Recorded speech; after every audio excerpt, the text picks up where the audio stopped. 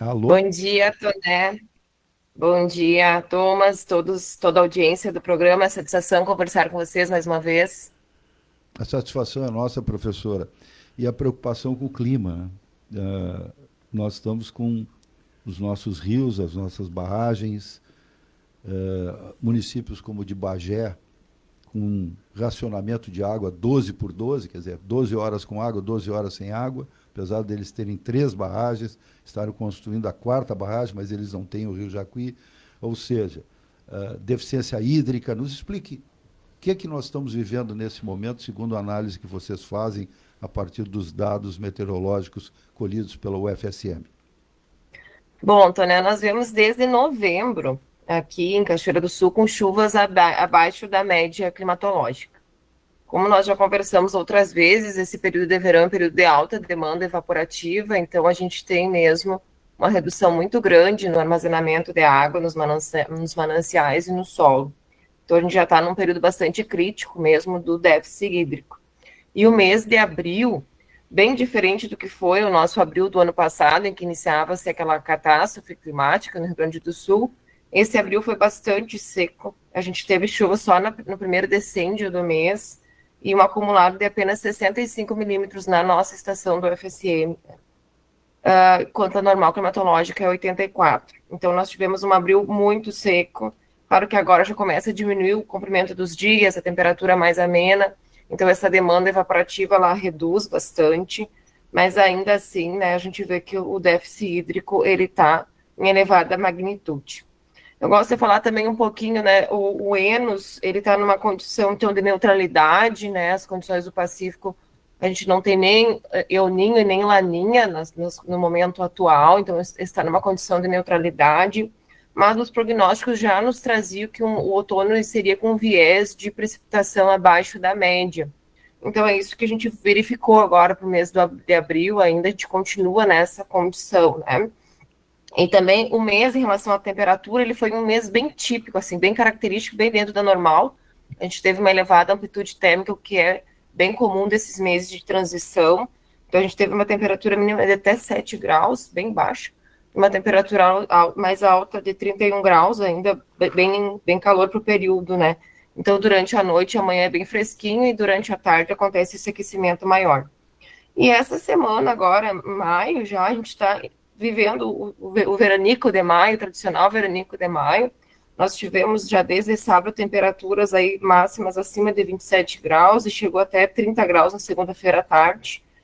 E sempre quando vem esse aquecimento, né, então a gente tem essa questão de uma baixa pressão atmosférica que se instala e aí é precedido de chuva, né? Então, a partir de hoje, a gente tem uma mudança de tempo já no estado do Rio Grande do Sul. Eu até já estava olhando aqui as estações do Unimet, a gente já teve aqui chuva em Quaraí, teve chuva em Santana do Livramento e também em Jaguarão, poucos acumulados, mas já começa, então, essa instabilidade que vai atuar no estado do Rio Grande do Sul entre hoje e sexta-feira, e aí também vai mudar as nossas condições aqui de tempo em Cachoeira do Sul, né? Nós temos uma previsão de acumulados mais altos para sexta-feira, que é o dia que deve chover mais, aí até próximo a 50 milímetros, é o que a previsão meteorológica nos traz. E também a gente pode ter aí, temos alerta, né, da Defesa Civil e do NEMET, que pode ter algum temporal isolado, né, eventual queda de granizo, raios e rajadas de vento de intensidade de até 50 quilômetros por hora. E Zanandra, isso bom dia, é Tomás. Tocaste agora num ponto que eu acho que é o que os ouvintes estão muito preocupados pelas informações que foram repassadas pela imprensa em geral, que poderíamos ter um acumulado de 300 milímetros, não aqui em Cachoeira do Sul, no Rio Grande do Sul, mas aí vem aquela situação, de repente, em alguma determinada região do estado pode haver um volume maior de precipitação, é isso? o alerta do INMET traz isso realmente, né? A gente tem, mas eu olhando os dados da previsão meteorológica, assim, a gente não vê tantos acumulados, né? E eu acredito, assim, claro que pode ter uma chuva pontual de alta intensidade, causar algum alagamento em perímetro urbano e também algum córrego ou sanga, né, que não tenha tanta vazão. Mas como está tão seco o solo, ele tem muita capacidade de armazenar água, o solo funciona como uma esponja, né?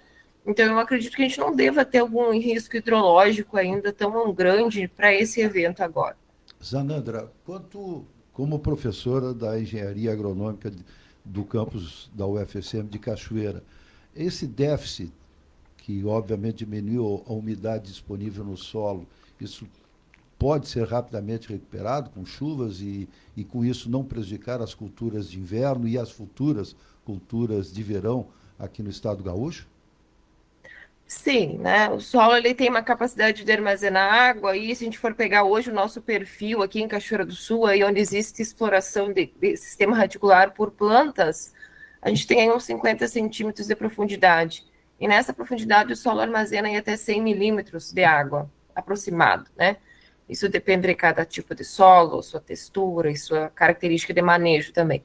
Mas, então, pensando é que a gente possa ter chuvas, né, de 50 milímetros. Agora, a mês de maio, a gente tem um retorno mais regular dos nossos sistemas frontais, que é comum, já que nesse período agora de outono e inverno, a gente tem entrada de 3 a 4 sistemas frontais aqui na nossa região, né, que são as frentes frias.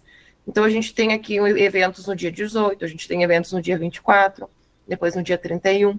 Então, esse retorno de forma mais regular das chuvas vai fazer com que esse armazenamento de água no solo logo seja reposto e que a gente possa ter, então, umas condições mais favoráveis para o desenvolvimento das nossas culturas de inverno, né? Principalmente aí, trigo e as nossas plantas de cobertura de solo forrageira, que também possuem uma menor demanda, né, do que as culturas de verão.